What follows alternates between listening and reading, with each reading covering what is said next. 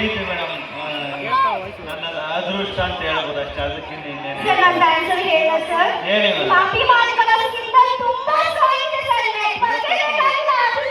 ಅದಕ್ಕೆ ನಿಮ್ಮ ಅಭಿಮಾನಿಗಳು ಇಷ್ಟು ಸ್ಟ್ರಾಂಗ್ ಆಗಿದ್ದಾರೆ ಸರ್. ಅಯ್ಯೋ ಥ್ಯಾಂಕ್ ಯು ಮೇಡಮ್. ಮೇಡಮ್ ಎಷ್ಟನೇ ಕ್ಲಾಸ್ ನೀವು?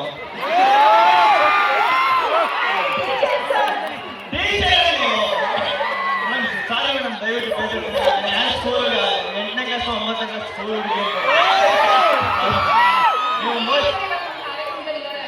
ನಿಮ್ಮ ಅಭಿಮಾನಿಗಳು ನೀವು ಮೇಡಮ್?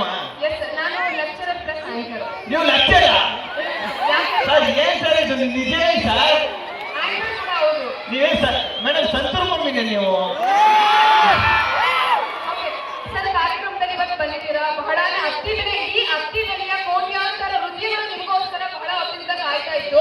ಸೊ ನಮ್ಮ ಅತ್ತಿ ಬೆಲೆಯವರಿಗೆ ನಮ್ಮ ಅತ್ತಿ ಬೆಲೆ ಇಷ್ಟು ಜನ ಬಹಳ ದೊಡ್ಡ ಮಟ್ಟದ ಅಭಿಮಾನಿಗಳು ನಿಮಗೋಸ್ಕರ ಕಾಯ್ತಿದ್ದಾರೆ. ಸೊ ಅವರಿಗೋಸ್ಕರ ಒಂದು ಡೈಲಾಗು ಅಥವಾ ಎರಡು ಮಾತು ಎಲ್ಲರೂ ಮಾಡ್ತೀನಿ ಮೇಡಮ್.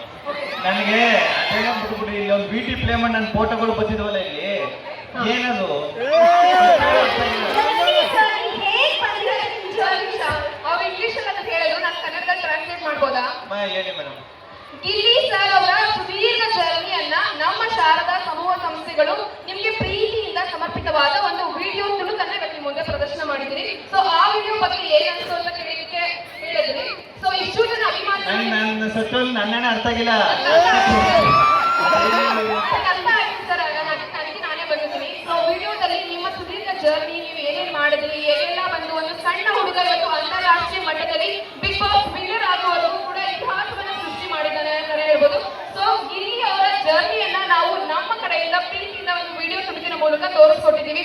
ಸೊ ಆ ವಿಡಿಯೋ ನೋಡಿ ಮತ್ತಷ್ಟು ಪಿಕ್ಚರ್ಗಳನ್ನ ನೋಡಿ ನೀವು ಏನ್ ಅನಿಸ್ತು ಅಂತಾನೆ ಹೇಳ್ಬೋದು. ಹಾಗೆ ಇಷ್ಟೊಂದು ಕೋಟ್ಯಾಂತರ ಅಭಿಮಾನಿಗಳು ನಿಮಗೋಸ್ಕರ ಕಾಯ್ತಾ ಇದ್ದಾರೆ. ಸೊ ಅವರಿಗೋಸ್ಕರ ಒಂದು ಡೈಲಾಗ್ ಅಥವಾ ಒಂದೆರಡು ಮಾತುಗಳು ಸರ್. ಇದು ವಿಡಿಯೋದಲ್ಲಿ